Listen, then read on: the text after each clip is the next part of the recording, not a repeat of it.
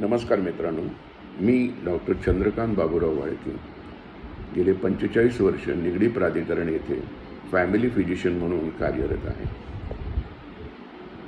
माझे मित्र रेवण आगलावे यांच्या विनंतीवरून मी हा व्हिडिओ तुमच्याकरता करत आहे. उष्णता आणि उष्णतेचे तोटे व याच्यामध्ये आपण प्रिव्हेंटिव्ह मेजर काय काय घेऊ शकतो यावर आज आपण चर्चा करूया. पहिली गोष्ट म्हणजे उष्णता. म्हणजे आता आपला उन्हाळा गेला, ह्या उन्हाळ्यामध्ये आपण बघितलं की काही लोकांचा ह्या उन्हाळ्यामध्ये मृत्यू पण झाला आणि त्या लोकांचा याच्यामध्ये मृत्यू का झाला, कसा झाला, त्याची फिजिओलॉजी काय, त्याची पॅथॉलॉजी काय, या सर्व बाबतीमध्ये आपण अनभिज्ञ असतो. आता हे अनभिज्ञपणे जे आहे आपलं जे होतं, कारण आपल्याला काही गोष्टी कळत नाहीत आणि काही गोष्टी आपल्याला चुकीच्या मार्गाने कळतात आणि चुकीच्या कळतात. पहिली गोष्ट, आपल्या शरीराचं टेम्परेचर, शरीराचं अंतर्गत टेम्परेचर जर 37 अंश असेल तर आपला प्रत्येक टिश्यू आणि प्रत्येक सेल चांगल्या रीतीने काम करू शकतो.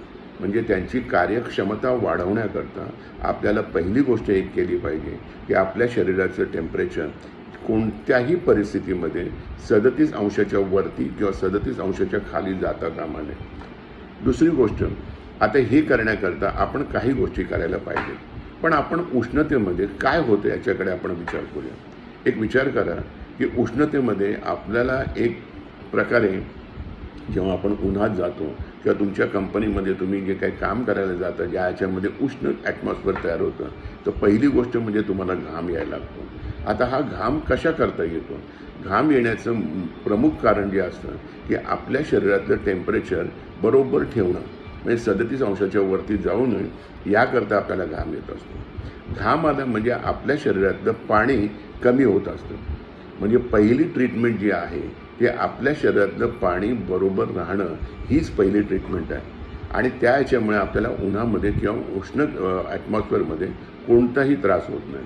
आता या पाणी पिण्याच्या बाबतीमध्ये लोकांचे गैरसमज आणि लोक काही काही चुकीच्या गोष्टी करतात.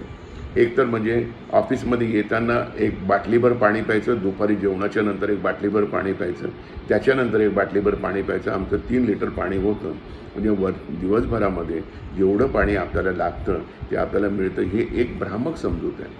आता ते पाणी तुम्ही हे करून उन्हामध्ये जेव्हा जाता तेव्हा त्या पाण्याचा वापर झालेला असतो, ते पाणी संपलेलं असतं.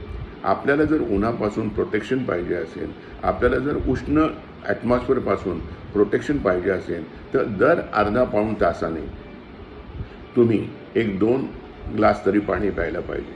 बरं, आता आपली हायड्रेशन, ज्याला आपण म्हणतो की आपली पाण्याची पोझिशन अगदी बरोबर आहे, हे आपल्याला कसं कळतं? जर आपण आपलं पाणी प्यायल्यानंतर आपल्याला दर अर्धा पाऊण तास ते 1 तासाने चांगली स्वच्छ लघवी होत असेल, ज्याच्यामध्ये जळजळ होत नाही किंवा गरमपणा येत नाही, अशी जर लघवी होत असेल तर आपलं हायड्रेशन बरोबर आहे. म्हणजे आपलं आंतरिक टेम्परेचर 37 अंशाच्या वरती होत नाही, हे आपल्याला लगेच कळतं. आता ह्या याच्यामध्ये जर तुम्ही असाल तर तुम्हाला कोणताही त्रास होण्याचा संभव नाही. म्हणून पहिली गोष्ट आपण काय केली पाहिजे की पहिलं आपलं पाण्याचं पोझिशन बरोबर केलं पाहिजे. आता पाण्याचं पोझिशन केल्यानंतर दुसरं आपल्या ह्याच्यामध्ये उन्हाळ्याच्या मोसममध्ये किंवा उष्ण ॲटमॉस्फिअरमध्ये काम करताना आपण लिक्विड डाएट जेवढं घेऊ तेवढं चांगलं आहे. म्हणजे तुम्ही ताक घ्या आणि बाकीच्या गोष्टी म्हणजे नारळाचं पाणी, ताक आणि वेगवेगळ्या प्रकारचे ज्यूसेस, हे जर तुम्ही घेतलं तर तुमची पाण्याची पोझिशन चांगली राहते. आपल्या कंपनीमध्ये ठिकठिकाणी ORSची पाकिटं ठेवली गेली पाहिजे की ज्याच्यामुळे कोणाला असा त्रास होत असेल तर त्याला लगेच एक ग्लासभर किंवा तांब्याभर पाणी द्यायचं आणि त्याच्यामध्ये ORS मिक्स करून जर दिलं तर त्याचा त्रास कमी होण्यास मदत होते. आता ही एक झाली पहिली गोष्ट की आपण ही एक गोष्ट करायला पाहिजे, आपला डाएट हे करायला पाहिजे. दुसरी एक गोष्ट अशी होती की आपल्याला आपली प्रतिकारशक्ती वाढवणं पाहिजे. आता ही प्रतिकारशक्ती कशी वाढते? रोजचा जर आपण योगा केला, आता योगाचं डेफिनेशनच असं आहे की योगामुळे आपली आंतरिक ताकद वाढून आपल्या रिक्वायरमेंट कमी होतात. म्हणजे जेव्हा आपण प्राणायाम करतो तर त्या प्राणायामामुळे आपल्याला असं होतं की थोडासा ऑक्सिजन मिळाला तरी देखील आपल्या सेल आणि आपले टिश्यू कार्यरत राहतात. म्हणजे आपण जर नेहमी रेग्युलर याच्यामध्ये जर योगा केलं तर आपला बराचसा त्रास कमी होण्यास मदत होते. ह्या सगळ्या गोष्टी झाल्यानंतर उन्हामध्ये तुमचं पाण्याची पोझिशन तुम्ही नीट ठेवा, हालचाल करत राहा, एका जागे बसू नका. आता उन्हामध्ये कशामुळे मृत्यू होतो या बाबतीमध्ये आपण चर्चा करूया. मग तुम्हाला मी जे काय वरती बोललो त्याचा तुम्हाला एक समज येईल. उन्हामध्ये काय होतं की आपलं टेम्परेचर वाढायला लागतं. आपण समजा पाणी नाही प्यायला, एखाद्याला पाणी मिळालंच नाही आणि त्याचं टेम्परेचर वाढत गेलं, 42 डिग्री सेंटीग्रेडच्या वरती जर टेम्परेचर गेलं तर आपलं रक्त तापू लागतं. आता रक्त तापल्यानंतर आपल्या शरीरामध्ये, आपल्या रक्तामध्ये जे प्रोटीन्स असतात ते उकडू लागतात. आपल्या शरीरातल्या सगळ्या मांसपेशी कडक व्हायला लागतात. आता तुम्ही धरून चाला की आपल्या रेस्पिरेशन करणाऱ्या ज्या मांसपेशी आहेत त्या जर समजा अगदी कडक झाल्या तर आपल्याला श्वासोच्छ्वास घेता येणारच नाही. त्याच्यामुळे एक मृत्यू येतो. बरं, ही प्रथिनं जी उकडलेली आहेत, जसं आपण पाण्यामध्ये अंडं टाकलं आणि पाणी उकळलं की अंडं उकडतं. आता हे जर उकडलं तर ते उकडलेल्या अंडं जसं होतं त्याचप्रमाणे ही प्रथिनं देखील उकडली जातात आणि ते सर्क्युलेशन म्हणजे ब्लडमध्ये फिरायला लागतात.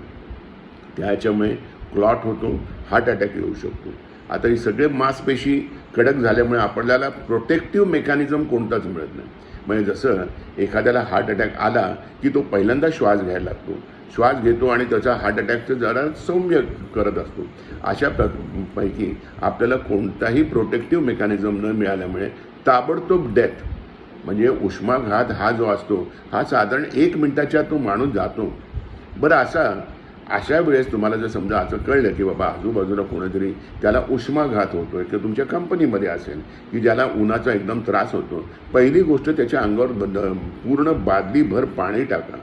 थंड पाणी टाकलं, बर्फाचं पाणी टाकलं तरी देखील हरकत नाही. त्याला बर्फावर हे केलं जेणेकरून त्याचं टेम्परेचर कमी व्हायला पाहिजे. त्याचं टेम्परेचर कमी झालं की त्याच्या ह्याच्यामधल्या बाकीच्या गोष्टी ज्या आहेत त्या बरोबर येतात आणि त्याचे पहिल्यांदा मसल चांगले होतात आणि त्यांचं प्रिव्हेंटिव्ह मेकॅनिझम चालू होतं. तर ह्या गोष्टीकडे पहिल्यांदा लक्ष द्या. आता त्या ह्याच्यानंतर दुसरी एक गोष्ट अशी आहे की आपण कोणते अन्न खाल्ले पाहिजे. आयुर्वेदामध्ये बऱ्याचशा गोष्टी दिल्या आहेत, पण जेव्हा आपण व्हॉट्सअपवर जातो तर आपल्याला बऱ्याच गोष्टी चुकीच्या समजतात. आता हे जे काय मी सांगणार आहे हे माझ्याकरता पण म्हणजे मी जेव्हा आयुर्वेद वाचायला सुरुवात केली, मी तसा ॲलोपॅथिक डॉक्टर आहे, पण मी आयुर्वेदाचं काही वाचलं तेव्हा माझ्या असं लक्षात आलं की सफरचंद थंड आहे, चिक्कू थंड आहे, संत्री मात्र उष्ण आहे. संत्री, लिंबू हे जे आहेत हे उष्ण आहे. कांदा थंड आहे, बटाटा उष्ण आहे, पालक थंड आहे, टोमॅटो उष्ण आहे. म्हणजे अशा प्रकारे जर आपण जर बघितलं तर आपल्या खाण्यामध्ये ह्या मोसमांच्यामध्ये जास्ती करून पाणेरी फळं म्हणजे जसं टरबूज आहे, कलिंगड आहे, सफरचंद आहे, चिक्कू आहे, ही जी थंड ज्या गोष्टी आहेत त्या आपण हे केल्या पाहिजे. संत्र, मोसंबा आपल्याला वाटतं की ते रसदार आहेत म्हणजे ते थंड असतील, पण ते तसं पाहायला गेलं तर त्यांचा आंतरिक गुणधर्म हा उष्णतेकडे जातो. म्हणून उष्ण पदार्थ जर आपण खाल्ले तर आपल्याला त्रास होतो. आता जसं आपण म्हणतो ना की आपण खिचडी खाल्ल्यानंतर आपण नेहमी म्हणतो की खिचडीच्या बरोबर दही घ्यायला पाहिजे, पण त्याला काहीतरी कारण आहे. हे कारण जेव्हा आपण आयुर्वेदामध्ये शोधतो, पहिली गोष्ट म्हणजे खिचडी खाताना साबुदाणा पचायला जड असतो आणि तो चांगला पचता यावा म्हणून आपण दही खाल्लं तर त्यातल्या लॅक्टोबॅसिलसमुळे तो नीट पचू शकतो. तर मित्रांनो, मला असं वाटतं की तुम्ही स्वतः उष्णतेच्या बाबतीमध्ये फक्त पहिली गोष्ट म्हणजे तुमच्या कंपनीमध्ये जागोजागी पाण्याचा साठा ठेवा, ORSची पाकिटं ठेवा की जेणेकरून तुमच्या ह्याच्यामध्ये जर कोणाला उष्माघात होत असेल तर तो उष्माघात कमी करण्यास मदत होईल. Thank you very much.